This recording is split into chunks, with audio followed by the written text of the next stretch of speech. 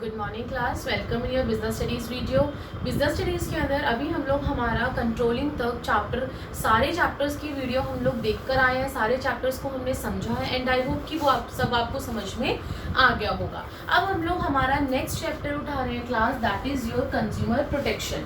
Consumer protection आप सब लोग जानते हैं, आप सब लोगों को पता है कि कंज्यूमर प्रोटेक्शन जो होता है इसके अंदर हम लोग हमारे राइट्स, हमारी रिस्पॉन्सिबिलिटीज़, ये होता क्या है, ये सारी चीज़ें देखते हैं। तो कंज्यूमर प्रोटेक्शन के अंदर हम लोगों को जो मेन पॉइंट्स पढ़ने हैं क्लास, वो कौन कौन से पॉइंट्स पढ़ने हैं ध्यान दीजिएगा।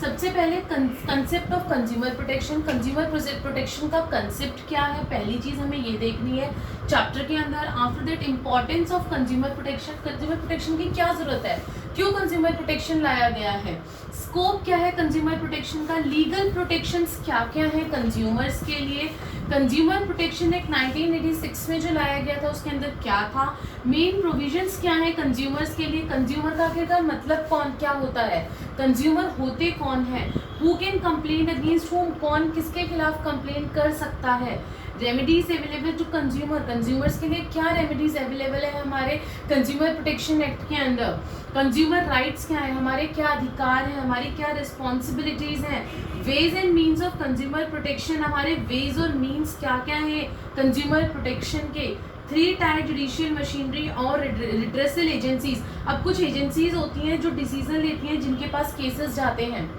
वो कौन कौन सी होती हैं अंडर द एक्ट। और last is your role of consumer organisation and NGO. So class, ये कुछ पॉइंट्स थे जो हमें इस चैप्टर के अंदर रीड करने हैं। अब मैं मेरा चैप्टर स्टार्ट कर रही हूँ। सबसे पहले मैं आपको बताती हूँ कि कंसेप्ट क्या होता है कंज्यूमर प्रोटेक्शन का। कंज्यूमर प्रोटेक्शन आखिरकार होता क्या है।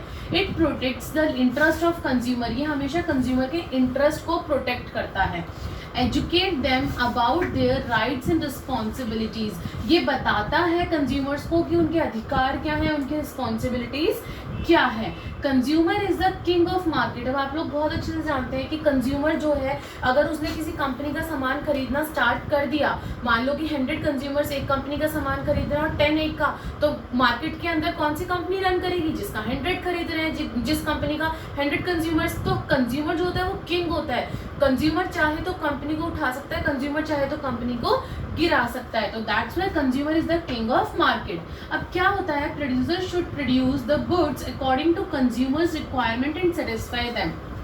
जो प्रोड्यूसर होता है वो हमेशा कंज्यूमर के ही अकॉर्डिंग प्रोडक्शन करेगा। अगर उसने कंज्यूमर के अकॉर्डिंग प्रोडक्शन नहीं करी है तो उसका सामान नहीं बिकेगा, उससे प्रॉफिट अर्न नहीं होगा। लेकिन अगर उसने उसी चीज़ की प्रोडक्शन करी है जिस चीज़ की कंज्यूमर को नीड है, रिक्वायरमेंट है, तो वो कंज्यूमर उसका सामान भी खरीदेगा, और सामान खरीदेगा तो हमारी कंपनी को प्रॉफिट होगा। तो दैट्स वाई कहा जाता है कि प्रोड्यूसर जो है हमेशा वही चीज़ प्रोड्यूस करता है, वही गुड्स को प्रोड्यूस करता है जो कंज्यूमर की रिक्वायरमेंट और जिस गुड से कंज्यूमर को सेटिस्फेक्शन होती है। बट सम बिजनेसमैन, लेकिन कुछ बिजनेसमैन होते हैं involve trade practices to increase their market share. अब वो लोग क्या करते हैं कि कुछ गलत काम करने स्टार्ट कर देते हैं, ट्रेड प्रैक्टिसेस करते हैं वो लोग अपने मार्केट के अंदर अपने शेयर को इंक्रीज करने के लिए। लेकिन उन्हें ये नहीं पता कि अगर किसी कंज्यूमर ने उनके खिलाफ कंप्लेंट कर दी तो उनके रिगार्डिंग जो है काफ़ी ज़्यादा जो है स्ट्रिक्ट कार्रवाई की जाएगी, एक्शन लिया जाएगा। अब इसके अंदर वो यही बोल रहा है, जो बिजनेसमैन गलत काम करते हैं, अब जैसे आप लोगों ने 100 ग्राम बोला कि भाई मुझे तो 100 ग्राम चीनी चाहिए, उसने आपको 90 ग्राम दे दी या फिर 80 ग्राम दे दिया और आपको नहीं पता, आप तो लेकर आ गए, ठीक है। तो ये जो गलत चीज़ें होती हैं, ये जो सारी चीज़ें, इन चीज़ों से बचने के लिए there is need to protect consumer. Consumer को बचाने के लिए, इन सारी चीज़ों से, इन सब प्रैक्टिसेस से कंज्यूमर को बचाने के लिए कंज्यूमर प्रोटेक्शन एक्ट को लाया गया। कि कंज्यूमर सोचता है मैं अकेला इसका क्या बिगाड़ लूंगा, तो कंज्यूमर को जो करना होता है वो अपने कंज्यूमर प्रोटेक्शन एक्ट के अंडर उसके रिगार्डिंग कंप्लेंट कर सकता है। क्लियर है। ये तो था कि कंज्यूमर प्रोटेक्शन का कंसेप्ट क्या है, होता क्या है। अब मैं बात करती हूँ कि कंज्यूमर प्रोटेक्शन की क्या ज़रूरत है, क्या इंपॉर्टेंस है। पहले मैं बताऊंगी कि कंज्यूमर के पॉइंट ऑफ व्यू से कंज्यूमर प्रोटेक्शन की क्या ज़रूरत है। सबसे पहला, कंज्यूमर इग्नोरेंस। कुछ कंज्यूमर्स होते हैं वो चीज़ों को इग्नोर कर देते हैं, अरे चल छोड़, कोई बात नहीं, कुछ नहीं होता, इस टाइप से। तो उन लोगों के लिए it's provide information to ignorant customers, जिनको नॉलेज नहीं है, जिनको नहीं पता कि उनकी राइट्स क्या हैं, उनकी ड्यूटीज़ क्या हैं, उन लोगों के लिए बेसिकली कंज्यूमर प्रोटेक्शन लाया गया। राइट्स एंड रेमेडीज अवेलेबल, उनको बताई गई कि उनके अधिकार क्या हैं और क्या क्या रेमेडीज अवेलेबल हैं। Educate them about various redressal agencies, उन्हें बताया गया कि वो कंप्लेंट कहाँ कर सकते हैं, उन्हें एजुकेट किया जाता है where they can approach to protect their interest, और कहाँ पे वो अपने इंटरेस्ट को बचाने के लिए अप्रोच कर सकते हैं, वो भी हम लोग आगे पढ़ेंगे। हमारी 3 टायर जुडिशियल मशीनरी होती है और रिड्रेसल एजेंसीज कहा जाता है इन्हें, ये हम लोग आगे पढ़ेंगे कि कौन कौन सी एजेंसीज होती हैं। Next is your unorganised consumer. Unorganised consumer यानी कि कई बार कंज्यूमर सोचता है कहीं बड़ी जगह पे गया सामान खरीदने, वहाँ उसके साथ मतलब मान लो प्रोड्यूसर ने कुछ गलत काम, कुछ गलत ट्रेड प्रैक्टिसेस कर दी है इन केस, और वो ये सोचेगा अरे यार मैं अकेला इसका क्या बिगाड़ लूंगा। तो इस केस में जब कंज्यूमर जो है अनऑर्गेनाइज्ड होता है, consumer needs to be organised in the form of organisation, उन लोगों के लिए एक फॉर्म ऑफ ऑर्गेनाइजेशन बनाई गई है। Consumer protection encourages establishment of consumer organisation, consumer protection जो है वो एनकरेज करता है कंज्यूमर ऑर्गेनाइजेशन को बनाने में, जिससे this can file case on behalf of consumer. तो ये जो ऑर्गेनाइजेशंस होती है ना, ये कंज्यूमर के बिहाफ पे इन एजेंसीज के अंदर उन लोगों के खिलाफ जो ट्रेड प्रैक्टिसेस कर रहे हैं उनके खिलाफ क्या कहते हैं, फाइल केस जो है वो फाइल कर देते हैं ये कंज्यूमर ऑर्गेनाइजेशंस। आगे बढ़ती हूँ नेक्स्ट पॉइंट पे।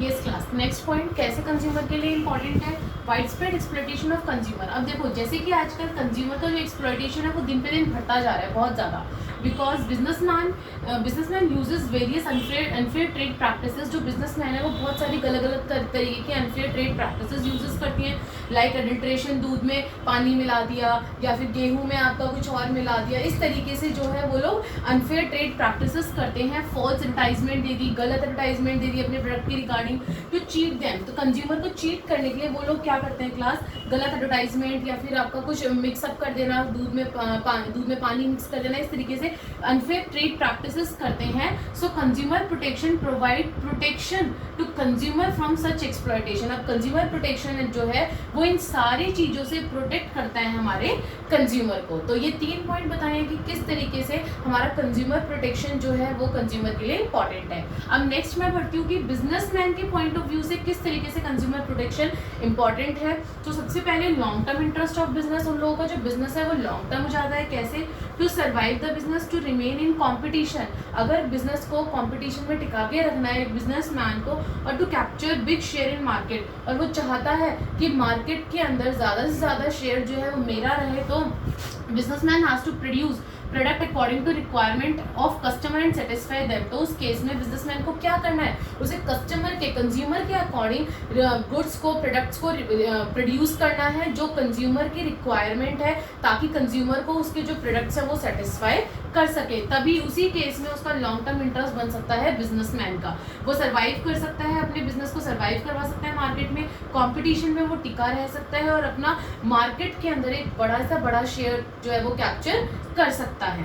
Businessman who ignore the interest of customer and their satisfaction, जिस बिजनेसमैन ने इग्नोर कर दिया कस्टमर के सेटिस्फेक्शन को और उसके इंटरेस्ट को, they lose their goodwill and on customer. तो उस केस में वो लोग, जो बिजनेसमैन है वो अपना गुडविल को भी लूज कर देगा, अपने बिजनेस की गुडविल को भी लूज कर देगा और साथ ही साथ में वो कस्टमर्स को भी लूज करना शुरू कर देगा। सबसे पहला पॉइंट। दूसरा point, businessman uses societies resources. अब देखो बिजनेसमैन जो है वो सोसाइटी के ही तो रिसोर्सेज यूज कर रहा है, ह्यूमन रिसोर्स ले रहा है, फिजिकल रिसोर्सेज ले रहा है, जो भी रिसोर्सेज का वो यूटिलाइजेशन कर रहा है वो किसके रिसोर्सेज हैं, वो सोसाइटी के रिसोर्सेज है ना। तो यहाँ वही बोल रहा है, जो बिजनेसमैन है use societies resources earn profit by supplying goods and services to society. अब सोसाइटी के ही रिसोर्सेज को यूज करके सोसाइटी से ही प्रॉफिट अर्न कर रहा है उन लोगों को प्रोडक्ट्स बना के। So it must do something for society by providing good quality goods and services. तो ये उनका भी एक अपने आप में वो बनती है, ड्यूटी बनती है बिजनेसमैन की कि हाँ भाई अगर मैं सोसाइटी का सब कुछ यूज़ कर रहा हूँ,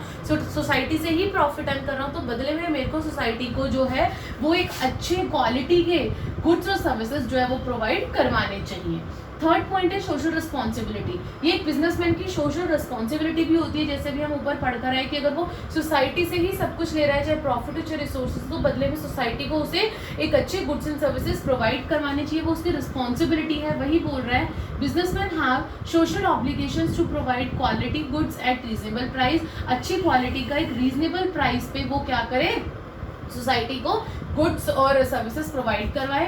कंज्यूमर प्रोटेक्शन गाइड्स बिजनेसमैन। कई बार जो कंज्यूमर प्रोटेक्शन है वो बिजनेसमैन को भी गाइड करता है टू फुलफिल सोशल रिस्पॉन्सिबिलिटी की। एक बिजनेसमैन को सोशल रिस्पॉन्सिबिलिटी, सोसाइटी के लिए जो रिस्पॉन्सिबिलिटी है वो किस तरीके से फुलफिल करनी है। नेक्स्ट है moral and ethical justification. It is a moral duty of businessman to take care of customer interest and avoid any form of their exploitation. ये मोरल ड्यूटी बनती है एक बिजनेसमैन की कि वो किस तरीके से कंज्यूमर के इंटरेस्ट का ध्यान रखे और साथ ही में अवॉइड करे जितने भी गलत काम हो रहे हैं, जितने भी एक्सप्लॉयटेशंस हो रही हैं। और so businessman must avoid unfair trade practices. तो बिजनेसमैन जो है उसको सारी की सारी अनफेयर ट्रेड प्रैक्टिसेस को खत्म कर देना चाहिए, अवॉइड करना चाहिए, जैसे कि डिफेक्टिव और अनसेफ प्रोडक्ट। अब कुछ बिजनेसमैन होते हैं वो अनसेफ प्रोडक्ट भी बेचना शुरू कर देते हैं, कुछ लोग डिफेक्टिव देना शुरू कर देते हैं, सस्ते में ले जाओ, डिफेक्टिव है तो क्या फर्क पड़ता है, सस्ते में तो लोग ले ही लेंगे ना। तो इस तरीके से नहीं करना चाहिए, अडल्ट्रेशन नहीं करना चाहिए, प्रोड्यूसर्स को मिक्सअप नहीं करनी चाहिए चीज़ें कि हाँ भाई दूध में, जैसे मैं बार बार एक एग्जांपल बता रही हूँ, दूध में पानी को मिक्स नहीं करना चाहिए, या फिर आपका और किसी चीज़ में, प्रोडक्ट में किसी चीज़ को मिक्स नहीं करना चाहिए। तो वही बोल रहा है ये उसकी मॉरल ड्यूटी है बिजनेसमैन की। Next is your government intervention. Class कई बार क्या होता है, अगर गवर्नमेंट का इंटरवेंशन होता है ना तो हमारे बिजनेस की जो इमेज होती है ना वो पूरी की पूरी स्पॉइल हो जाती है कि देखो इसके ऊपर तो बार बार केसेस चलते रहते हैं, गवर्नमेंट जो है कुछ ना कुछ केस के रिगार्डिंग फाइल इसके स्यू करते रहते हैं, लोग जो है उसके इस कंपनी के ऊपर स्यू कर रहे हैं, इसका मतलब ये कंपनी अच्छी नहीं है, गवर्नमेंट का बार बार इंटरवेंशन हो रहा है। तो यहाँ पे ये भी कहा गया है कि गवर्नमेंट का इंटरवेंशन जो है वो स्पॉइल कर देता है बिजनेस की इमेज को। सो avoid intervention of government. Businessman ये कोशिश करता है कि इंटरवेंशन का गवर्नमेंट का गलत कामों में कोई इंटरवेंशन ना हो मेरे बिजनेस में। Businessman should not involve in unfair trade practices. अगर वो अनफेयर ट्रेड प्रैक्टिसेस नहीं करेगा तो गवर्नमेंट का इन्वॉल्वमेंट अपने आप ही खत्म हो जाएगा। Last is your consumer is the purpose of business. अब कंज्यूमर जो है ना वो बिजनेस के लिए एक पर्पस है। कैसे? Basic purpose of business create more and more customer only by satisfying them. हम लोग ज़्यादा से ज़्यादा कस्टमर कब बना सकते हैं? भैया उनका एक अपना पर्पस है कि हमें ज़्यादा से ज़्यादा कस्टमर बनाने, और कस्टमर कंज्यूमर कब बनेंगे ज़्यादा से ज़्यादा? जब हम लोग कंज्यूमर के हिसाब से, उनके इंटरेस्ट के हिसाब से हम लोग उनके लिए प्रोडक्ट को बनाएंगे, उन्हें सेटिस्फाई करेंगे उनके, and protecting the interest of consumer. और हम लोग हमारे कंज्यूमर के इंटरेस्ट को प्रोटेक्ट करेंगे। साथ ही में ये भी कहा जाता है जो कंज्यूमर है वो ही है foundation of business. Consumer he business को फाउंड करता है, उसको चलाता है। ये सबसे बड़ी बात कही गई है यहाँ पे। सो क्लास अभी हम लोगों ने सबसे पहले हमारा कंसेप्ट देखा, उसके बाद हमने इंपॉर्टेंस देखा। अब नेक्स्ट टॉपिक पे बढ़ते हैं। यस क्लास, नेक्स्ट टॉपिक है scope of consumer protection act 1986। अभी हम लोग हमारे इंपॉर्टेंस देख कर आए थे कि कंज्यूमर प्रोटेक्शन एक्ट क्यों ज़रूरी है कंज्यूमर के पॉइंट ऑफ व्यू से और आपका बिजनेसमैन के पॉइंट ऑफ व्यू से।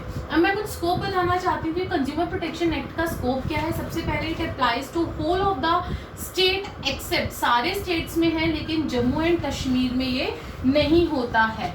Applies to all type of goods and services, ये हर तरीके के गुड्स एंड सर्विसेज के applies to whole of the country. ये स्टेट नहीं, पहली बात तो ये कंट्री है कि हमारे पूरे कंट्री के अंदर ये अप्लाई होता है। पहले जम्मू एंड कश्मीर में नहीं होता था, बट अब जो है ये इस साल से ये चीज़ जो है शायद आपकी जम्मू एंड कश्मीर के अंदर जब से धारा 370 जो है हट गई है जम्मू एंड कश्मीर से, उसके बाद से ये इसके अंदर भी अप्लाई होना स्टार्ट हो गया है आपका कंज्यूमर प्रोटेक्शन एक्ट। तो अभी मैं यहाँ से हटा नहीं रही हूँ क्योंकि आपकी बुक के अंदर एक्सेप्ट जम्मू एंड कश्मीर लिखा हुआ है, बट जो रियलिटी है वो ये है कि जब से धारा 370 हट गई है जम्मू एंड कश्मीर से, तब से आपका कंज्यूमर प्रोटेक्शन एक्ट जो है वो जम्मू एंड कश्मीर में भी अप्लाई होना स्टार्ट हो गया है। आगे बढ़ती हूँ, it applies to all type of goods and services. ये हर तरह की गुड्स एंड सर्विसेज पे होता है। पब्लिक यूटिलिटीज पे भी होता है, पब्लिक सेक्टर अंडरटेकिंग्स यानी कि जो पब्लिक के अंडर जो जितने भी सेक्टर्स आते हैं उन सबके लिए कंज्यूमर प्रोटेक्शन एक्ट जो है वो अप्लाई होता है। ऑल टाइप ऑफ कंप्लेंट्स, इसके अंदर हर तरह की कंप्लेंट कर सकते हो, गुड से रिलेटेड, अनफेयर ट्रेड प्रैक्टिसेस से related. Remedies under this act is same as those in other law, इसके अंदर जो सोल्यूशंस निकाले जाते हैं, जो इसकी रेमेडीज है वो बिल्कुल वैसी ही है जैसी दूसरे लॉ के अंडर होती हैं। A suit pending in civil court can not be heard in consumer court, अगर मान लो कि जो है आपका सिविल कोर्ट के अंदर कुछ पेंडिंग रह गया है, अस्यूट पेंडिंग इन सिविल कोर्ट के अंदर कुछ पेंडिंग है, can not be heard in consumer court, ऐसा नहीं है कि वो कंज्यूमर कोर्ट में नहीं जाएगा। Consumer forums have the power to adjudicate disputes but they do not have trappings of a court। वो ये बोल रहे हैं कि जो कंज्यूमर फोरम होते हैं हमारे, उनके पास इतनी पावर होती है कि जितने भी हमारे डिस्प्यूट्स होते हैं उन सबके रिगार्डिंग वो एक सोल्यूशन, वो रेमेडीज निकाल सकते हैं। The consumer court powers are limited, और ये भी होता है कि जो कंज्यूमर कोर्ट के पास जो पावर दे रखी होती है वो आपकी लिमिटेड होती है, ऐसा नहीं है कि वो कोई भी डिसीजन उठा के ले लेंगे, ऐसा नहीं हो सकता। अब नेक्स्ट है लीगल प्रोटेक्शन टू कंज्यूमर। अब कौन कौन सी लीगल प्रोटेक्शन है, ध्यान से सुनिएगा। सबसे पहला कंज्यूमर प्रोटेक्शन एक्ट है जो कि 1986 के अंदर आया था आपका। इट प्रोवाइड्स कंज्यूमर, ये कंज्यूमर को क्या क्या प्रोवाइड करवाता है, वेरियस राइट्स एंड रिस्पॉन्सिबिलिटीज, बताता है कि कंज्यूमर की क्या अधिकार है, क्या उसकी रिस्पॉन्सिबिलिटी है। Safeguards against unfair trade practices and exploitation, defective goods, ये उन सारी चीज़ों से कंज्यूमर को बचाता है, अनफेयर ट्रेड प्रैक्टिसेस से, एक्सप्लॉयटेशन से और डिफेक्टिव गुड्स से। 3 tier redressal agencies to life complaints, इसके अंदर 3 टायर आपकी रिड्रेसल एजेंसीज होती हैं। कौन कौन सी, डिस्ट्रिक्ट फोरम, स्टेट कमीशन और नेशनल कमीशन, ये 3 आप लोगों के इसके अंदर फोरम होती हैं, 3 आपके रिड्रेसल एजेंसीज होती हैं क्लास, जिनके अंदर आप लोग क्या करते हैं, कंप्लेंट करते हैं। इनके बारे में अभी हम लोग आगे पढ़ेंगे। नेक्स्ट आपका लीगल प्रोटेक्शन क्या है, कॉन्ट्रैक्ट एक्ट। दूसरा एक्ट आपका था कॉन्ट्रैक्ट एक्ट जो कि 1982 में आया था। It binds people on their promises made in contract, अगर आपने किसी से कॉन्ट्रैक्ट करा है और रिटर्न कॉन्ट्रैक्ट है, आपने उसके ऊपर साइन किया है, तो ये आपकी उस चीज से बचाता है, जो आपने किसी के साथ प्रॉमिस किया तो आपको फुलफिल करना पड़ेगा, अगर नहीं किया तो वो आपका कॉन्ट्रैक्ट एक्ट के अंदर आपके ऊपर केस फाइल कर सकता है। प्रोवाइड रेमेडीज, उसके बाद वो क्या कराते हैं, प्रोवाइड करवाते हैं remedies in case of breach of contract. Breach of contract के अंडर रेमेडीज बताई जाती हैं, सोल्यूशंस बताए जाते हैं कि अगर सामने वाला कॉन्ट्रैक्ट को नहीं मान रहा है तो उसके साथ क्या करना चाहिए। तीसरा है सेल ऑफ गुड्स एक्ट। अब तीसरा एक्ट है सेल ऑफ गुड्स एक्ट जो कि 1930 में आया था। It provide safeguard and relief to customers in case goods are not as per expressed condition and warranty, जैसा कि गुड्स के ऊपर लिखा गया है, अगर वो उस तरीके की कंडीशन में नहीं है और उतनी वारंटी के साथ नहीं दिया जा रहा, तो उस केस के अंदर आप सेल ऑफ गुड्स एक्ट के अंदर आप अपनी कंप्लेंट फाइल कर सकते हैं। नेक्स्ट है द एसेंशियल कमोडिटीज एक्ट जो कि 1955 में है। इट चेक्स इन्फ्लेशन, इसके अंदर क्या करता है, ये इन्फ्लेशन को चेक करता है। स्मूथ एंड इक्वल सप्लाई, इससे ये होता है कि अगर मान लो कोई प्रोड्यूसर गलत काम कर रहा है, वो स्मूथ और इक्वल सप्लाई नहीं कर रहा है, तो हम लोग इसके अंदर केस डाल सकते हैं उस प्रोड्यूसर के खिलाफ एसेंशियल कमोडिटी के एक्ट के अंदर, क्योंकि वो जो है वो सप्लाई स्मूथली और इक्वली नहीं कर रहा है। ब्लैक मार्केटिंग से बचते हैं हम लोग, इसके अंदर हम लोग हमारा फाइल कर सकते हैं अपने केस को, होर्डिंग से बचाता है। ये इन सारी चीज़ों को चेक करता है क्या, एसेंशियल कमोडिटी एक्ट। और अगर गलत हो रहा होता है तो फिर क्या करता है, उनके खिलाफ केस करता है या फिर उनके खिलाफ कोई ना कोई एक्शन लिया जाता है ऑफ एसेंशियल कमोडिटीज, यानी कि इन सब चीज़ों को चेक किया जाता है हमारी एसेंशियल कमोडिटीज के अंदर। फिफ्थ आपका एक्ट है द एग्रीकल्चर प्रोड्यूस और ग्रेडिंग मार्किंग एक्ट जो कि 1937 में आया था।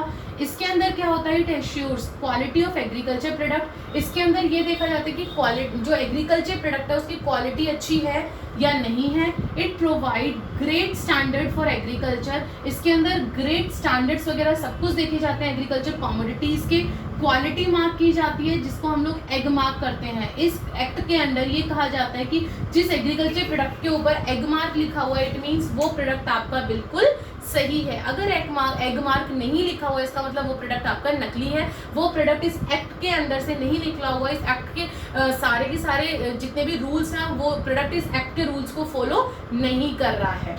नेक्स्ट है आपका the standard of weights and measures act, जिसके अंदर बोला गया it provides protection to consumers against malpractices of under weight and under measure. कई बार क्या होता है कि पैकेट के ऊपर तो लिखा होता है कि 100 ग्राम है और पता चलता है अंदर से अगर हम उसे नापे तो वो 90 ग्राम निकलता है। तो ये क्या है, ये अंडर वेट है, अंडर मेजर है। इसके अंदर क्या होता है कि जब तक आप, अगर आपको इसके रिगार्डिंग कोई भी कंप्लेंट है तो आप इस एक्ट के अंदर आप उसकी कंप्लेंट कर सकते हैं। अभी और एक्ट देखते हैं, और भी इसके आगे लीगल प्रोटेक्शंस हैं। यस क्लास, लीगल प्रोटेक्शन का नेक्स्ट पॉइंट है हमारा the prevention of food adulteration I act 1954। आपका फूड एडल्ट्रेशन एक्ट था जो कि 1954 में आया था।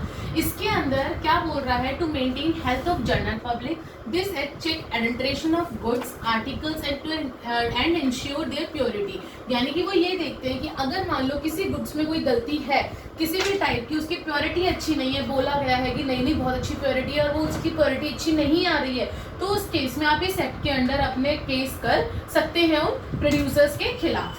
आगे बढ़ती हूँ, नेक्स्ट है द ट्रेडमार्क। ट्रेडमार्क एक्ट के अंदर क्या बोल रहा है, 1999 क्लास याद रखिएगा। ये जो ईयर्स में आप लोगों को लीगल प्रोटेक्शन एक्ट के अंदर बता रही हूँ, ये एक्ट अगर आप लोग ये एक्ट लिखते हैं और ये ईयर लिखते हैं तो ईयर को गलत मत कीजिएगा, ये बहुत इंपॉर्टेंट पार्ट है। अगर ईयर गलत हो गया तो आपका पूरा आंसर गलत कहलाएगा। आगे बढ़ती हूँ, ट्रेडमार्क एक्ट के अंदर it prevent the use of fraudulent marks on product, यानी कि अगर कुछ गलत आपने अपने प्रोडक्ट के ऊपर मार्क कर रखा है तो उसके रिगार्डिंग है। Replace trade and merchandise mark act 1958, और ये 1958 में पहले बना था ये trade and merchandise mark act के नाम से, लेकिन इसको फिर रिप्लेस कर दिया गया है ट्रेड मार्क एक्ट के नाम से 1999 में। ये बेसिकली फ्रॉडलेंट के रिगार्डिंग होता है प्रोडक्ट के अंदर। नेक्स्ट है आपका द कंपटीशन एक्ट। अब जो कंपटीशन एक्ट बोल रहा है, कंपटीशन एक्ट के अंदर वो क्या बोल रहा है क्लास, कंपटीशन एक्ट के अंदर बोल रहा है वो 2002 में आया था।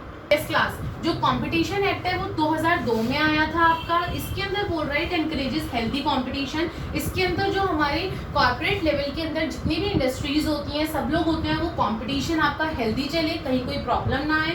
Provide protection to consumer in case of practices adopted by businessman firms which hamper competition in market. अगर कुछ प्रोड्यूसर जो है वो गलत चीज कंपटीशन के अंदर लेकर आ रहा है जो कि कंज्यूमर के इंटरेस्ट के अकॉर्डिंग नहीं है, तो उस केस में कंज्यूमर जो है कंपटीशन एक्ट के अंडर कंप्लेंट कर सकता है।